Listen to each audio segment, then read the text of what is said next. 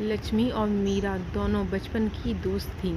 लक्ष्मी का विवाह बिजनेसमैन से हुआ था, मीरा का टीचर से हुआ था। दोनों शादी के बाद अपनी गृहस्थी में व्यस्त हो गई थीं और काफ़ी दिनों से मिली नहीं थीं। रक्षाबंधन पर दोनों अपने मैके आईं और एक दूसरे से मिलकर काफ़ी खुश थीं। लक्ष्मी का पहनावा देखकर पता चलता था कि वह एक बहुत अमीर है। मीरा का पहनावा बिल्कुल साधारण था। दोनों ने बातें करना शुरू किया और बातों बातों में दोनों को पता चला कि वह एक ही शहर में रहती हैं और कभी मिली नहीं। लक्ष्मी मीरा को बताती है कि उसके पास बहुत महंगी साड़ी व गहने हैं। मीरा बताती है कि उसके पति की इतनी सैलरी नहीं है कि वह महंगा सामान दिला सके।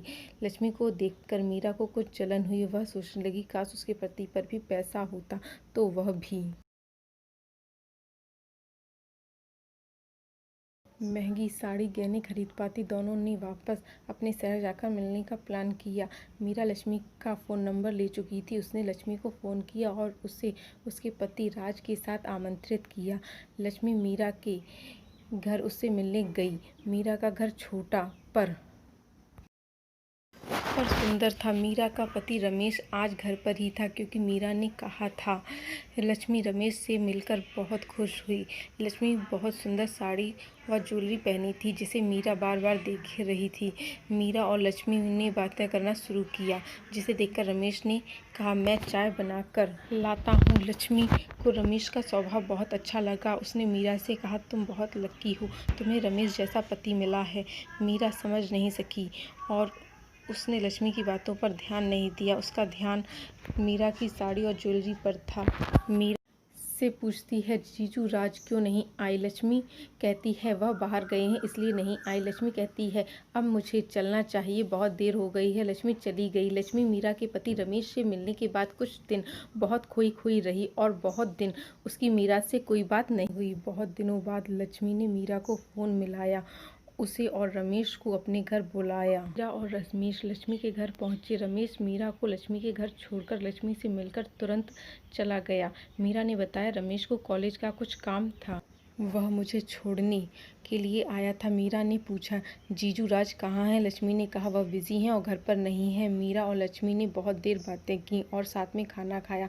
मीरा कहती है, बहुत देर हो गई है, रमेश आता होगा और वह चली जाएगी। तभी अचानक एक व्यक्ति उसके सामने से निकल कर बाहर चला जाता है। मीरा लक्ष्मी से कहती है, यह जीजू राज है ना? तुमने तो कहा था कि वह घर पर नहीं है। यह बात सुन लक्ष्मी अपने आप को रोक नहीं सकी और रोने लगी। मीरा उसे देखकर परेशान हो गई। उसने पूछा, क्या हुआ? लक्ष्मी ने बताया कि मेरे पास बहुत महंगी साड़ी व गहने हैं पर मैं खुश नहीं हूँ। राज समझता नहीं कि एक औरत महंगे सामान से नहीं बल्कि पति का थोड़ा समय और साथ चाहती है। लक्ष्मी कहती है, जब मैं राज से कहीं घूमने या शॉपिंग के लिए कहती हूँ तो वह कहता है, मैं बिजी हूँ, तुम अकेली चली जाओ।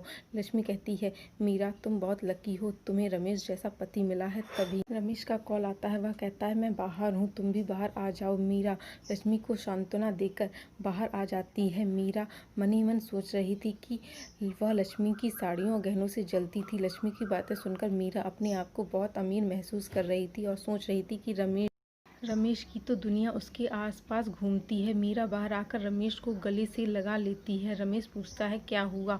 वह कहती है, आज मैं गरीब पति की अमीर पत्नी बन गई हूँ। दोस्तों, हमें पैसा अपनी ज़रूरतों को पूरा करने के लिए चाहिए होता है। ज़रूरत से ज़्यादा पैसा बैंक में पड़ा रहता है, इसलिए सबसे मूल्यवान समय है। समय दीजिए अपनों को।